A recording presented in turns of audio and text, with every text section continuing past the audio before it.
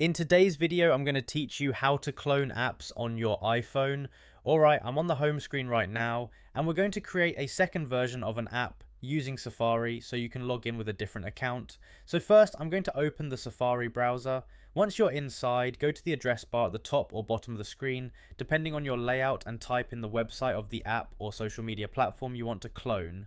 For example, this could be something like Facebook, Instagram, or any service that works in a web browser. Now I'm loading the site, and once it fully opens, I'm going to make sure I'm on the login page or already signed into the account I want to use for this version. This is important because whatever account is active here will be tied to the shortcut we're about to create. Alright, now at the bottom of the screen I'm tapping on the share button. It looks like a square with an arrow pointing upward. This opens up a menu with different options. Now I'm scrolling down through the list until I see add to home screen. Once I find it, I'm tapping on it. This lets me create a shortcut that behaves almost like a standalone app. At this point I can rename it if I want, maybe something like Instagram 2 or work account, just to tell it apart from the original app. Once I'm done, I tap add on the top right corner. Now I'm going back to the home screen and you'll see a new icon has appeared. When I tap this icon, it opens the website in a clean app-like view, separate from your main app. This means you can log in with a different account without affecting the original app installed on your iPhone. I like to pause here and explain what's actually happening.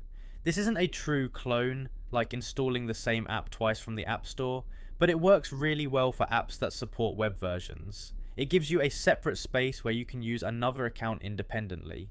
One thing to keep in mind is that some apps work better than others in browser mode. Social media platforms usually work fine, but certain features like notifications or camera access might be limited compared to the official app. Still, for managing multiple accounts, this is one of the easiest and most reliable workarounds available on iPhone. You can even repeat the same process for different apps and create multiple clones as needed. And that's it, you opened Safari, went to the app's website, used the share menu and added it to your home screen. Now you have a second app-like shortcut that lets you use a different account right on your iPhone.